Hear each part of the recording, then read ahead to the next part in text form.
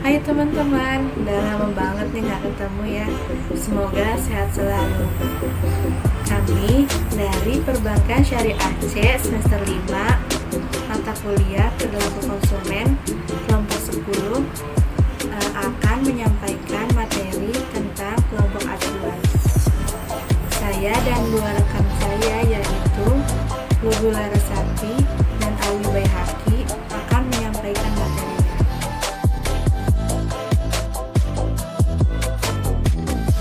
Saya Jihan Salsabila akan menyampaikan materi pertama.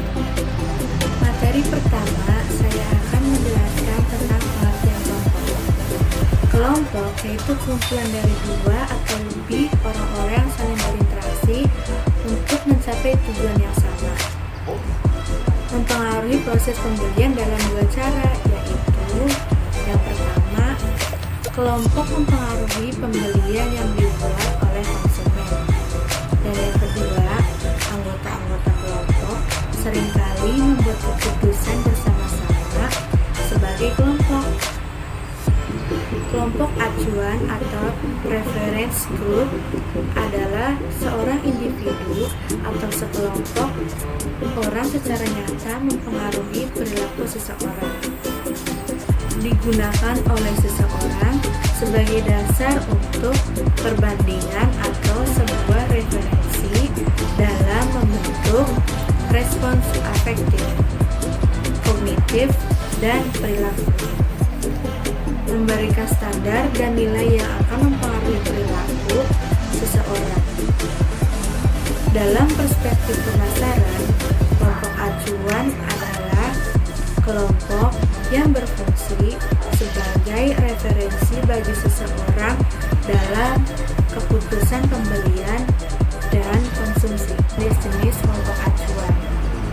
Yang pertama adalah kelompok formal dan informal. Kelompok formal adalah kelompok yang memiliki struktur organisasi secara tertulis dan keanggotaan yang terdaftar secara resmi. Misal, Serikat Pekerja Indonesia, partai politik, dan universitas. Kelompok informal adalah kelompok yang tidak memiliki struktur organisasi secara tertulis dan resmi. Sifat keanggotaan tidak tercatat, misal kelompok catur, senam, arisan, dan RT. Yang kedua adalah kelompok primer dan sekunder. Kelompok primer adalah kelompok dengan anggota yang terbatas. Interaksi antar anggota secara langsung tatap muka memiliki ikatan emosional antar anggota. Kelompok sekunder memiliki ikatan yang lebih longgar daripada kelompok primer. Antar anggota kelompok mungkin juga terjadi kontak tatap muka langsung antara anggota kelompok, memiliki pengaruh kecil terhadap anggota lain. Yang ketiga adalah kelompok aspirasi dan disosiasi.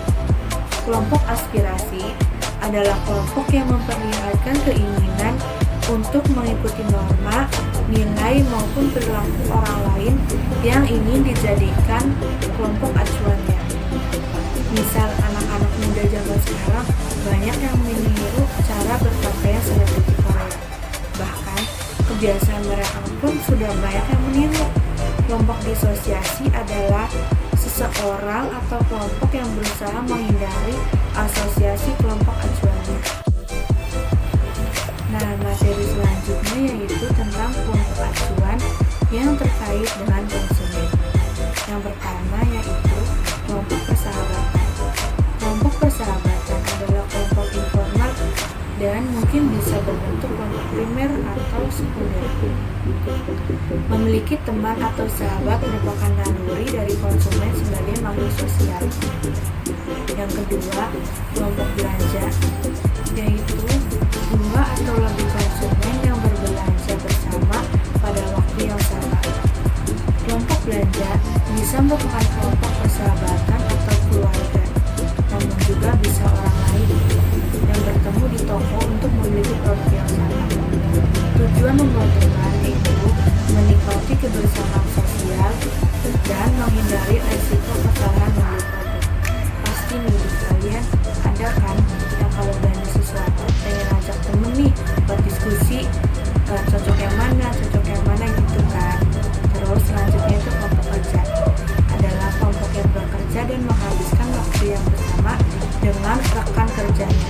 Kebersamaan ini secara tidak langsung akan mempengaruhi preferensi terhadap produk ataupun merek tertentu. Selanjutnya adalah kelompok maya. Konsumen seringkali menjadi anggota kelompok maya untuk mengakses informasi yang dibutuhkan saat membeli keputusan ketika memilih dan membeli produk barang ataupun jasa. Kelompok pegiat konsumen berdasarkan Undang-Undang Perlindungan Konsumen Nomor 8 Tahun 1999 untuk melindungi kepentingan konsumen. Pemerintah mengakui adanya lembaga perlindungan konsumen yang diharapkan aktif dalam mewujudkan perlindungan konsumen, yaitu YLKI, Yayasan Lembaga. Selanjutnya adalah kelompok acuan yang terkait dalam komunikasi pemasaran. Yang pertama, selebritis. Kelompok para artis, film, sinetron, penyanyi, musisi, pelawak, dan semua orang terkenal dalam dunia hiburan. Para selebritis juga bisa pemain olahraga terkenal, tokoh politik, para pejabat pemerintah, para pakar pengamat ekonomi, sosial, dan politik. Contoh iklan kelompok yang menggunakan selebritis pertama yaitu ahli atau pakar. Para ahli dianggap sebagai seorang pakar karena pekerjaannya, pendidikan, dan pengalaman. Para ahli digunakan untuk membantu konsumen mengevaluasi produk dan jasa. Contoh, iklan pasta gigi enzim yang selalu menekan ahli gigi sebagai bintang iklannya dalam memasarkan produk. Yang kedua adalah orang biasa. Konsumen yang puas terhadap produk adalah kelompok acuan yang bisa ditampilkan dalam iklan untuk memberi pengaruh konsumen lain. Contoh, iklan deterjen Rinso di TV menggunakan pendekatan orang biasa. Di dalam iklan tersebut ditampilkan seorang ibu yang puas menggunakan Rinso untuk mencuci baju anaknya yang sangat kotor. Iklan seperti ini menampilkan seseorang yang memecahkan masalah dalam kehidupan sehari-hari, disebut slice of life komersial. Yang ketiga adalah para eksekutif dan karyawan. Popularitas kalangan eksekutif sering dipakai untuk mempromosikan produk dan jasa yang dihasilkan perusahaan yang dipimpinnya. Perusahaan ingin memberikan kesan kepada konsumen bahwa pimpinan utama perusahaan begitu memperhatikan konsumen, mendorong konsumen agar lebih percaya kepada produk dan jasa yang ditawarkan tersebut. Contoh, iklan Bank Mandiri menggunakan para eksekutifnya sebagai bintang iklan untuk mempromosikan produk dan jasanya. Dan yang keempat adalah karakter dagang atau juru bicara. Simbol dari perusahaan yang digunakan dalam komunikasi pemasaran. Simbol ini dapat berupa patung, boneka, kartun. Contoh, Alfamart menggunakan simbol karakter Hello Kitty menarik minat konsumen, terutama anak-anak. Dan menggunakan binatang harimau sebagai karakter biskuit produk biskuitnya.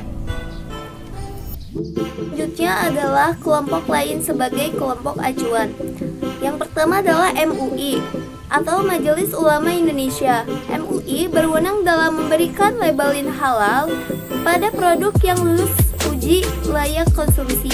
Yang kedua adalah BPOM, Badan Pengawas Obat dan Makanan, melaksanakan tugas pemerintah di bidang pengawasan obat dan makanan sesuai dengan ketentuan peraturan undang-undang yang berlaku, berfungsi satu sebagai pengaturan, regulasi, dan standarisasi dari obat dan makanan yang beredar. Yang kedua adalah lisensi dan sertifikasi industri di bidang farmasi berdasarkan cara-cara produksi yang baik. Yang ketiga adalah evaluasi produk sebelum diizinkan beredar dan masuk ke pasaran. Yang keempat adalah post marketing vigilance termasuk sampling dan pengujian laboratorium, pemeriksaan sarana produksi dan distribusi, penyelidikan dan penegakan hukum. Yang kelima adalah pra-audit dan pasca audit iklan dan promosi produk yang telah beredar di pasaran. Yang keenam adalah riset terhadap pelaksanaan kebijakan pengawasan obat dan makanan atau internal. Yang ketujuh adalah komunikasi. Informasi dan edukasi publik termasuk peringatan publik atau public warming. Selanjutnya adalah YLKI atau Yayasan Lembaga Konsumen Indonesia, bertugas memberikan perlindungan konsumen di samping bidang lainnya seperti kesehatan, air bersih, dan sanitasi, gender, dan hukum sebagai penunjangnya di bidang dan lain-lain. Bidang-bidang ini dilaksanakan terutama dalam bentuk studi, penelitian, survei, pendidikan, kepenerbitan, advokasi, seminar, pemberdayaan masyarakat konsumen, dan pengembangan dan pendampingan masyarakat. Berfungsi untuk meningkatkan kesadaran kritis konsumen tentang hak dan tanggung jawabnya sehingga dapat melindungi dirinya sendiri dan lingkungannya. Selanjutnya akan dibahas oleh teman saya. Materi selanjutnya mengenai komunikasi lisan. Konsumen sering meminta pendapat kepada kelompok acuan. Kelompok acuan yang memberikan pendapat disebut sebagai pemimpin opini. Konsumen akan meminta pendapat jika kondisi sebagai berikut. Yang pertama itu konsumen tidak memiliki informasi yang cukup. Yang kedua, produk rumit dan sulit dievaluasi. Yang ketiga, konsumen tidak memiliki kemampuan mengevaluasi produk atau jasa. Keempat, sumber informasi lain kredibilitasnya rendah. Kelima, orang yang berpengaruh lebih mudah dihubungi dibandingkan sumber lain. Yang keenam, adanya hubungan yang kuat antara pemberi dengan penerima pengaruh. Dan ketujuh, konsumen tersebut membutuhkan persetujuan sosial. Teori menetas, konsumen kelas bawah akan meniru perilaku sosial kelas atas. Arus dua arah.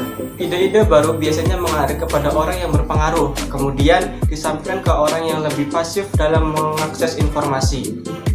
Interaksi multitahap. Media massa biasa memberikan dorongan dan motivasi konsumen untuk mencari saran kepada orang yang berpengaruh, bukan sebaliknya. Materi selanjutnya itu mengenai kelompok acuan dan strategi pemasaran. Terdapat beberapa profesi yang sering dimanfaatkan oleh produsen. Yang pertama itu dokter. Dokter memiliki wewenang untuk memberikan jenis obat atau merek obat kepada pasiennya. Resep yang diterima pasien biasanya selalu diterima dan diikuti oleh pasien sehingga pasien memiliki kepercayaan kepada dokter. Karena alasan tersebut, para dokter sering dijadikan target pemasaran obat-obat oleh pemasar. Yang kedua adalah penerbit buku. Para penerbit buku ajar sering menggunakan konsep kelompok acuan dalam memasarkan buku ajarannya kepada murid. Tetapi, komunikasi pemasarannya ditunjukkan kepada guru atau kepala sekolah. Yang ketiga adalah koki atau juru masak. Produsen bumbu dan alat masak menawarkan produknya untuk digunakan sebagai bentuk promosi ke masyarakat. Contohnya produk T-Chef Tupperware dengan program ala Chef Faraku ini.